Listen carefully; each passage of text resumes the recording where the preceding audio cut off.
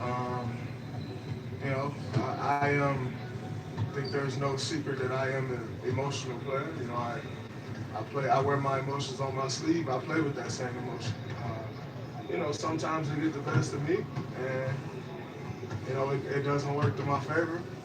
I'm gonna live with it, because it works in my favor to the good, as my resume speaks and this team resume speaks, more so than it doesn't. And so I'm never going to change who I am. I'm going to approach the game the same way that I always do. And, like I said, we'll continue to move forward. And I've read a lot about how is this the end of the run, or is it over, or did I ruin it, or did I force Kevin to leave?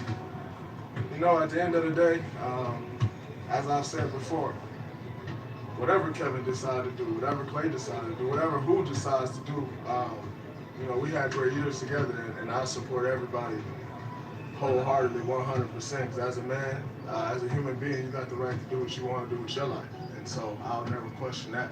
Um, but what you must know is nobody in this organization, from a player, um, not myself, not Kevin, not anybody else, is going to beat us. Um, so if you one of them other 29 teams in this league, you got to beat us. We're not going to beat us. We're going to continue to do what we do. And, I'm sorry if that ruins everybody's stories. I know everybody got a job to do. I apologize for ruining y'all's stories if it did. But, if this only makes Kevin, myself, and the rest of my teammates stronger, that's what it's going to do. So, you think you saw something before. Good luck with us now. Like, we're not gonna crumble off of an argument. We're gonna move forward. So that's all I got to say. Anybody want to talk about basketball? I'm here. If not, it's been real. Anybody want to talk about basketball? I spoke on what I spoke about. If anybody want to talk about basketball, I'll take some basketball questions. But that's all I got to say about that. Last time you guys were here, it was Game 7 of the Conference Finals. I think this is a fan base that makes them yell at you every time you touch the ball. That kind of environment. Do you remember what that Game 7 was like? Yeah, I do feed off that. I love that type of environment. It's what you live for. That's what we work to play in and get ready for these moments. Like you said last time here was Game 7, and that was a great day for us. So we want to. Obviously, it won't be that same energy. Like, I'm not gonna sit here and lie and say, yeah, we want to ride off that energy. Like, it's a completely different year, different team. But it's good to walk into a building with that good feeling. But tonight is about what we come out here and do on the floor tonight, and execute our game plan and try to come in and get another win. As one of the main playmakers on this team, does your mentality change when Steph is not on the court with you? I think everybody's mentality changes when Steph's not on the floor. It's kind of a different offense.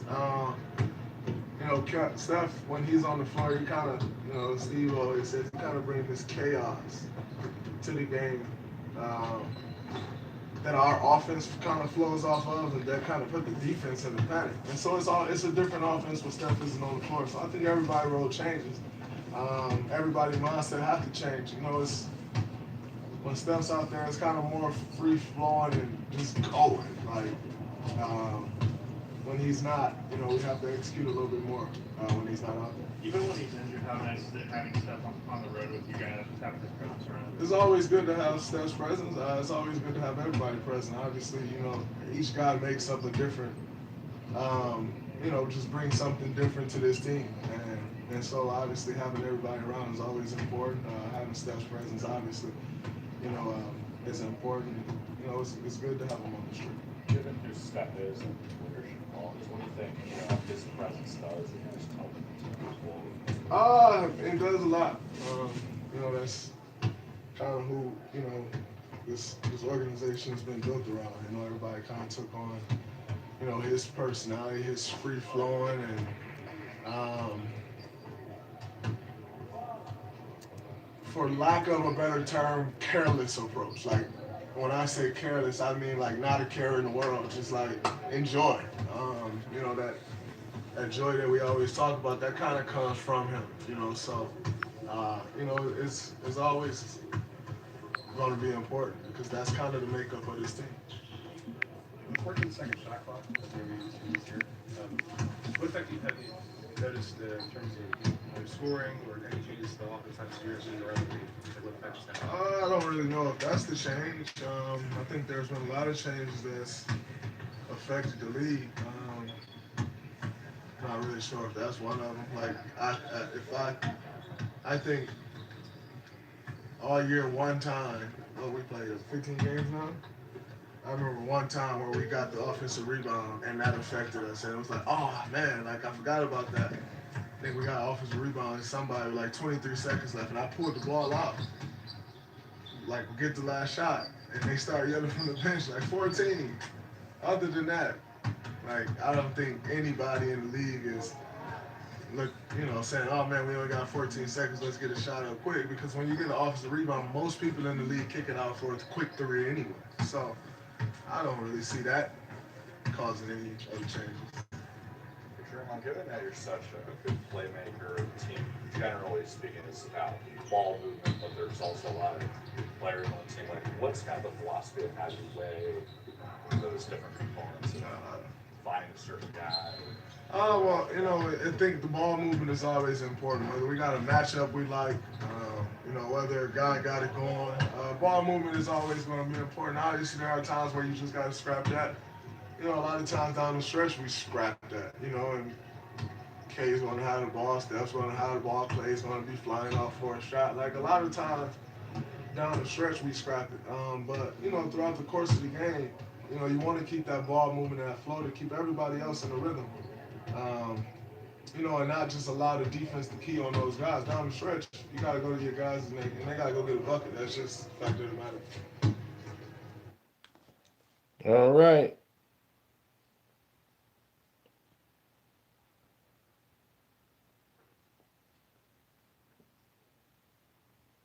So what y'all think?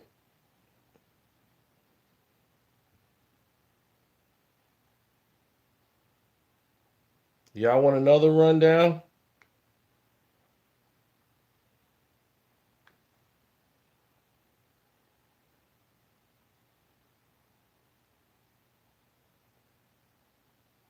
Here we go. What happened a few nights ago, Kevin and I spoke. We're moving forward.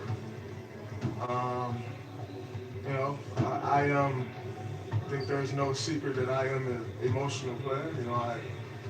I wear my emotions on my sleeve. I play with that same emotion. Sometimes they get the best of me, and it doesn't work to my favor. I'm gonna live with that, because it works in my favor to the good, as my resume speaks and this team resume speaks, more so than it doesn't. And so I'm never going to change who I am. I'm going to approach the game the same way that I always do. And, like I said, we'll continue to move forward. And I've read a lot about how is this the end of the run, or is it over, or did I ruin it, or did I force Kevin to leave? At the end of the day, as I said before, whatever Kevin decided to do, whatever Clay decided to do, whatever who decides to do, we had great years together, and I support everybody wholeheartedly, 100%. Because as a man, as a human being, you got the right to do what you want to do with your life, and so I'll never question that. But what you must know is nobody in this organization, from a player, not myself, not Kevin, not anybody else, is going to beat us. So if you one of them other 29 teams in this league, you got to beat us. We're not going to beat us. We're going to continue to do what we do. And, I'm sorry if that ruins everybody's stories. I know everybody got a job to do. I apologize for ruining y'all's stories if it did. But, if this only makes Kevin, myself, and the rest of my teammates stronger, that's what it's going to do. So, you think you saw something before. Good luck with us now. Like, we're not gonna crumble off of an argument. We're gonna move forward. So that's all I got to say. Anybody want to talk about basketball? I'm here. If not, it's been real. So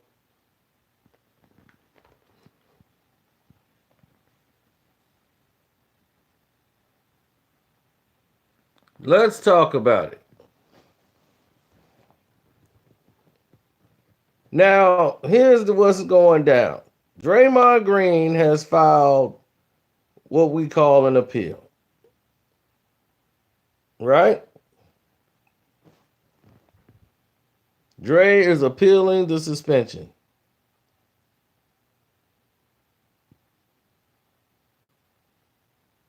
And by the way, shouts out to everybody who clicked the button in the chat.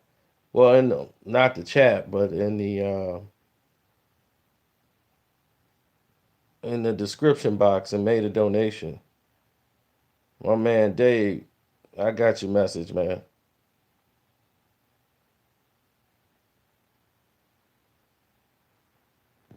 So absolutely, yes, that video is coming out. Don't worry about it. Yeah, man, gotta go to the doctor nowadays, man. All this stuff out here, you eating, majority of it ain't even food.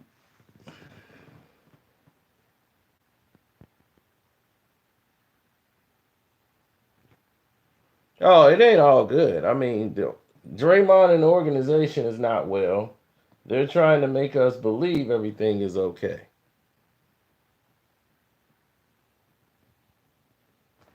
That's their goal, to make us, feel like, okay, everything is everything when it's not. Dre's just doing his PC role right now. Like, I'm not a bad guy. Don't blame me. It's just an argument. Nothing to see here, folks. Nothing to see here, folks. Let's just calm down. It's just an argument. It's got out of hand. I'm very emotional. But I'm not the one. He's trying to say I'm not the one that's going to cause Kevin Durant to leave. Because if Kevin Durant leaves, then that's the narrative. Draymond Green drove him out of Golden State. So Kevin Durant, who probably was going to leave anyway, now, because he don't want to, the thing is, Kevin Durant don't want to play with Steph Curry. Meaning that, not that he has a problem with Steph Curry, is that it's Steph's team. And Kevin's like, it's got to be my team. And that only becomes a problem when the games are close. When they're beating guys by 20, these problems don't exist. They're there, but it's okay. Steph hit for 50. KD's got 40 or 33. So they got 90 points amongst themselves.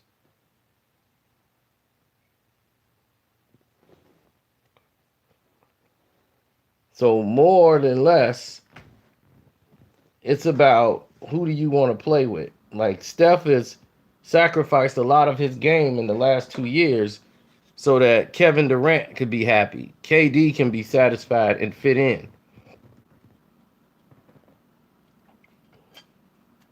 This year, Steph has been like, it's my turn.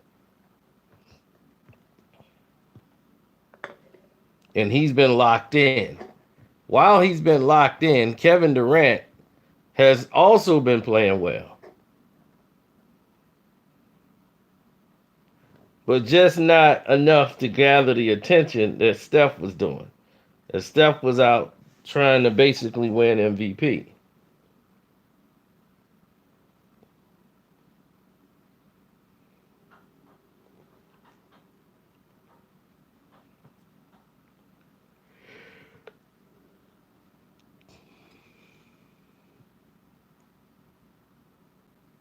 Slow news day. Man, this guy must be really in a maze. There's too much news going on. Don't you see what everybody's talking about in the chat? And he talking about slow news day? Are you serious? So Draymond's gonna appeal the 1-game suspension. He will lose, but still, because it was a team's decision. So I'm quite sure he's going to appeal with the league and everybody else saying that this is some bull and I need to be out there on that court.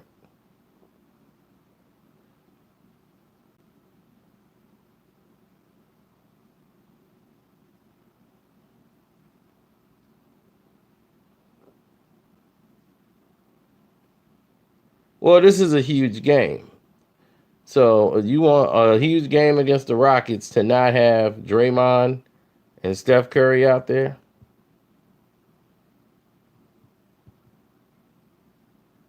I'm quite sure Golden State is going to allow.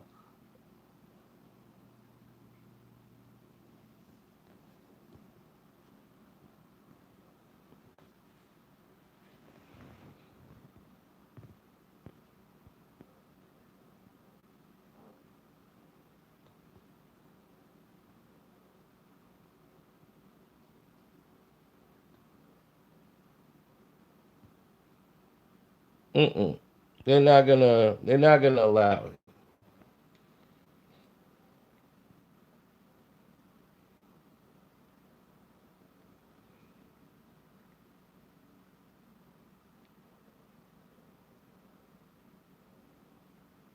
If Draymond Green is going to play tonight, which I believe he is, and the team want that. They'd rather him have the suspension on a game where they're playing the Chicago Bulls. Now, if you playing the Bulls or somebody, yeah, you can go and serve your 1 game suspension.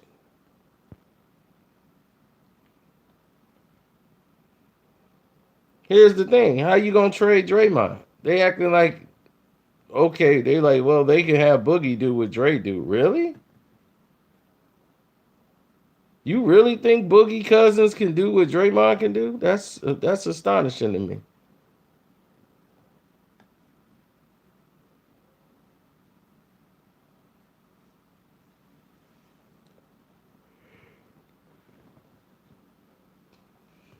He's the voice. He's the generator. He's the guy that makes the team move.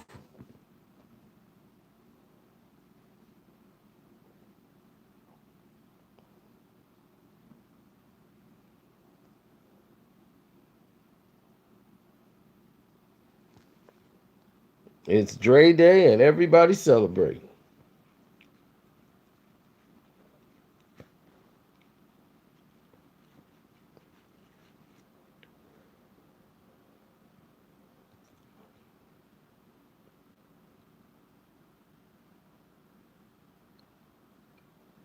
They haven't played the 1 game yet.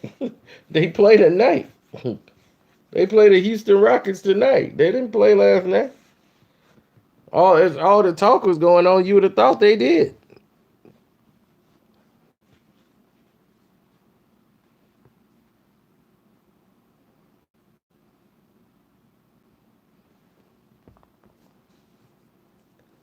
LeBron is mad because they stealing all his press.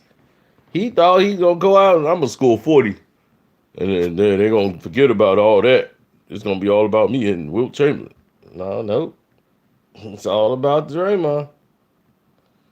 All about the Dre.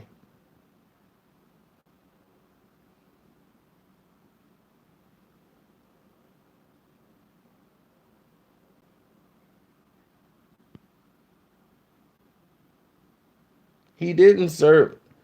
How he served a suspension? Who they play? They didn't play it yet. He got a 1 game suspension. They haven't played the 1 game yet.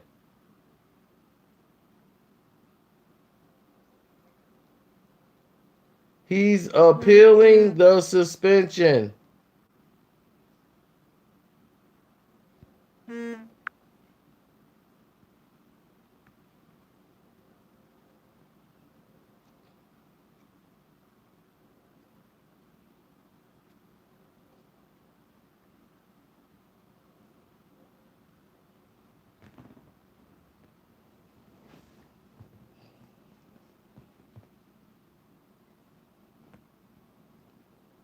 Oh, he served the game against the Hawks? My bad.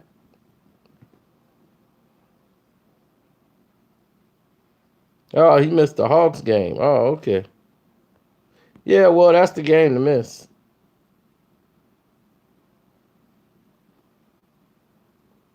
It went by so fast, I missed it.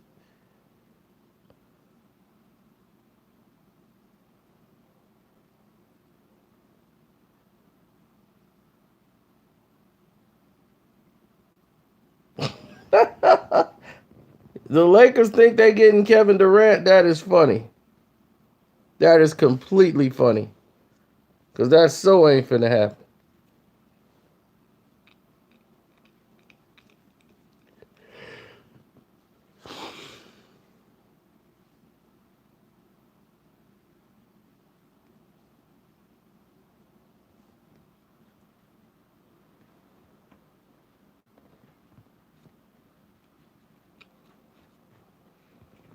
Kevin Durant wants to go to a team where he is the one option. There is no questions.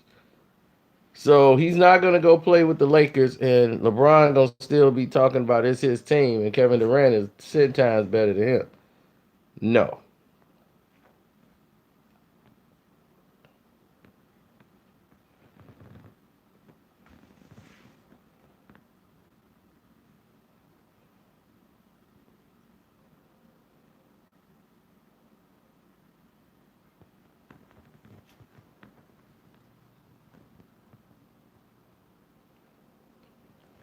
So Draymond is saying that the team is coming back, and they're going to be ready to go. They're going to be better than ever.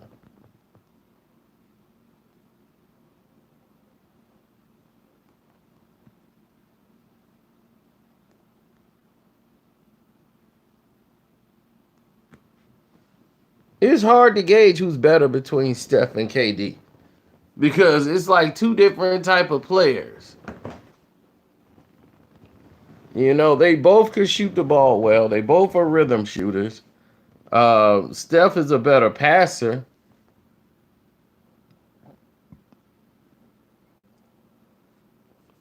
KD with his height, his length, him being able to handle the ball the way he can for his size, we haven't probably seen nothing like that ever.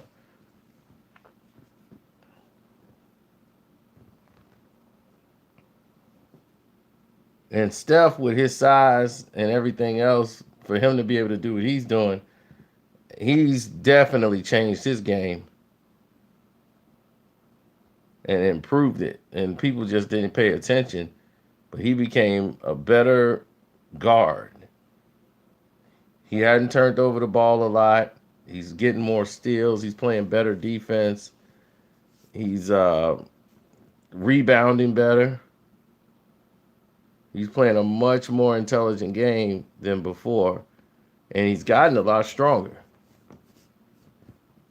He used to be a little scrawny. Now he's got some muscle to him. And I was like, he's playing better now than he did when he won the 2 MVPs.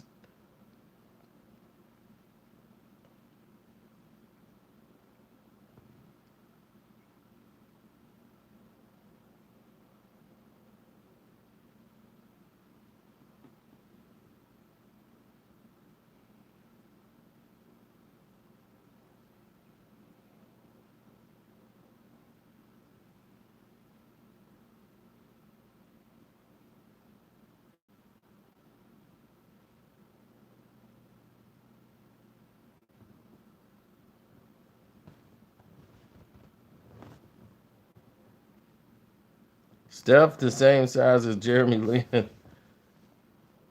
I was going to say their game ain't the same size. So y'all play GM. You the GM of the Warriors. Okay? You're probably wearing a tutu. But what you think y'all they should do with Draymond right now?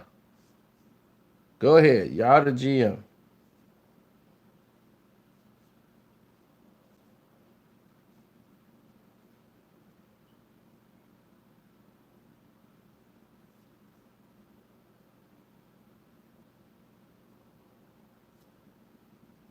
Nares, I will be going live for that.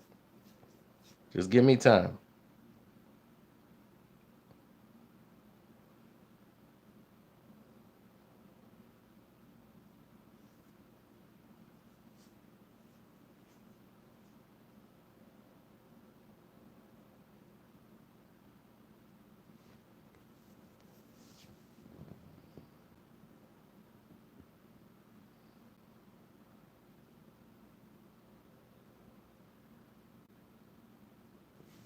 Trade him?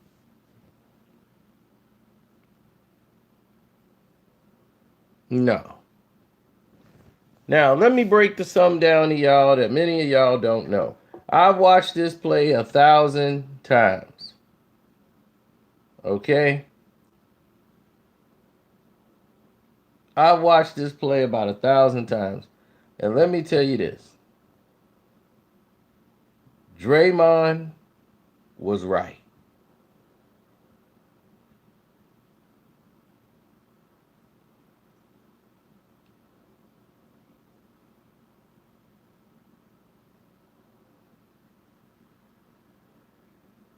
Draymond was right.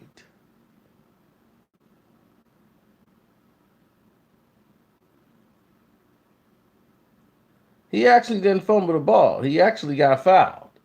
But that's neither here nor there. The guy whacked him on the arm, and then the ball got lost, and that was it. And they went to overtime. They wanted to call that to be the end of the game. Here's the situation. There was 5 seconds to go in the game. 5. Kevin Durant grabs the rebound. He's going to end up shooting a 30-foot three-pointer. Draymond got the ball. He don't have time to kick the ball backwards. It's 5 seconds. Why is he finna kick the ball back to you? He grabbed the ball at 5 seconds. He's got to get the ball over half court and push it forward as quickly as possible. He could have got that ball to Clay, who would have been wide open, and Clay would have had 1 second to get the shot off. That's a better percentage of a shot than giving it to Kevin Durant to shoot a 30-footer with 3 guys coming at him.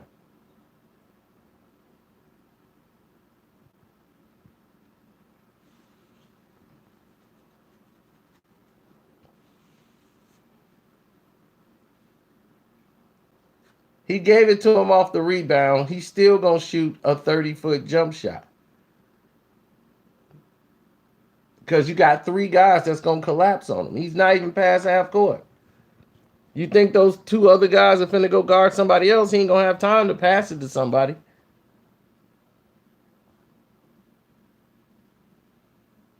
So Draymond made the best play to make is what Draymond actually did. The problem is Kevin Durant went over there and was like, man, you got to give me the ball. You know, he's fired up about it.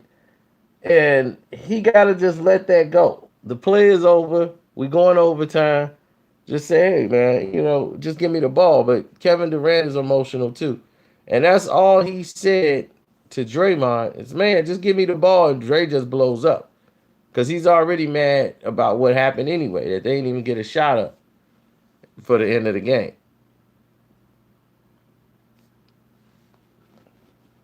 And Kevin Durant's like, man, that's all I said to him is give me the ball. And then he blow up like that. And then Dre started going off. Man, you're a bitch. No, he a bitch. He a bitch. and my man over there is like, look, I know. He ran up on me last year, and I know he was looking to get knocked out. He got himself ejected trying to fight with me last year. And I know he ain't about that.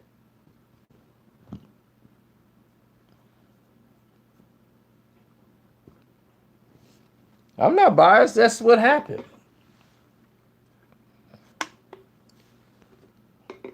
Dre got to learn he can't blow up like this.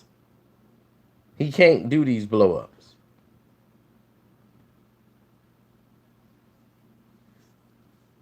Yeah. Boogie said that to Draymond. This was on the court. Draymond told Boogie, he's a bitch. He's a bitch. You know he a bitch though, right? And Boogie like, yeah, I know that. He ran up on me last year when we played y'all.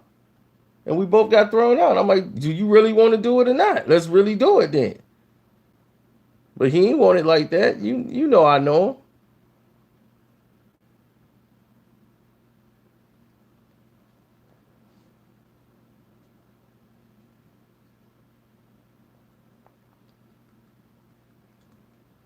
So, and Kevin Durant was like, man, he blowing up on me like that. All I said was give me the ball. And that's what he's telling Iggy down there. And Iggy's like, yeah, but let it go. Like, you shouldn't even have brought it up. Like, that's what Iggy's trying to tell him, like, look, we going into overtime. What's the point of bringing that up right now? Like that, all emotional, knowing how dude is.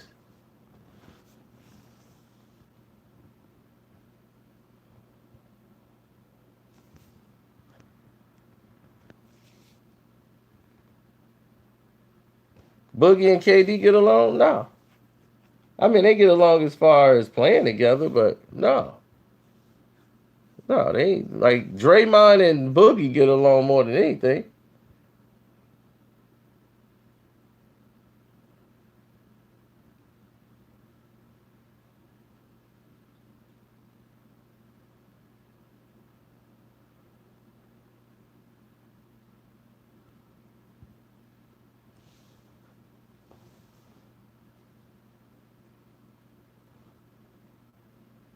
Well, first off, Dre is an NBA player. But if you think Dre ain't going to fight you, he been knocked out on the basketball courts of Saginaw. And he was still talking. Dre ain't going to fight you. Dre ain't going to fight you. Period. Wasn't no jealous of KD. It just had nothing to do with no Draymond being jealous of no Kevin Durant. He was just making the best play in the game, period. His only problem was the blow up. He shouldn't have blown up like that. The game is still going in overtime. And see, this is what hanging out with LeBron do to you. Start rubbing off on you. You getting that self-entitlement and all that nonsense and throwing pouting on the side of the... Nah, that's too much Bron.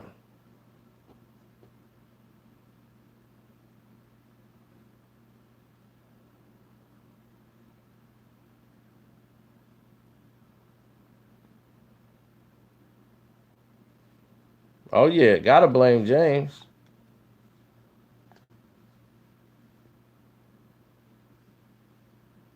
He responsible for everything. What's going on in the White House, everything is LeBron James' fault.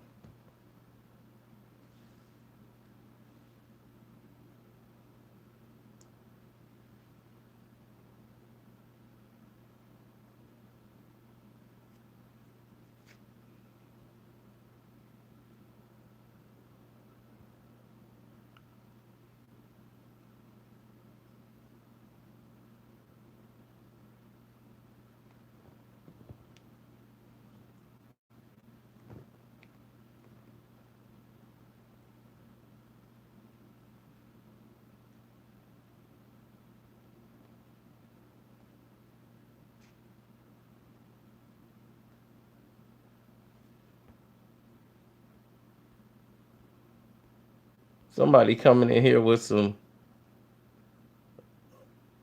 Oh, that's that Myron guy who come in here and talk about stuff that's on Undisputed. We've already crushed that, sir. Don't come in here and talk about when Jordan had retired and the Bulls won those games and went to the playoffs.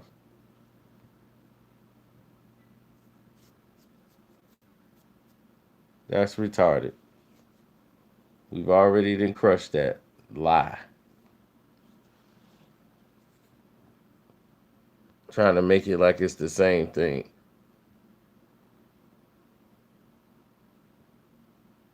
No, that was Scotty, Horace, Paxson, Tony Kukoc. It was all of them that season. B.J. Armstrong. What you fail to mention is that team had been together for the past 8 years.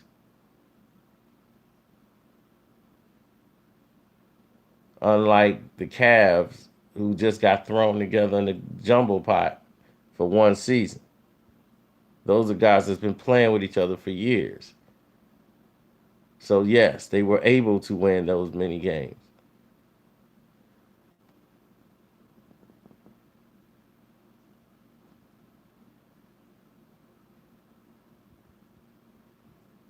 The only teams that were out there that was still had the same structure during that time was the Chicago Bulls and probably the Utah Jazz. Everybody else was changing. The Knicks were even starting to change and pick up new players. They got Hubert Davis, and you know, their nucleus was breaking up. They were getting new players. I think X-Man was gone at that time. He wasn't even a Nick no more at that time.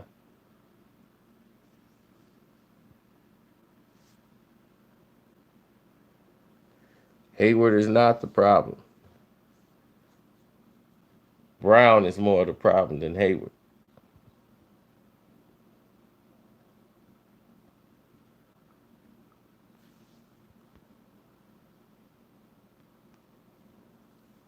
Yeah, they get these kids brainwashed because they don't never tell you the facts. They just give you their opinion. And when you take that, you think I care about you exposing Jordan? You can expose Jordan all you want. But an exposed Jordan is his light years better than LeBron James.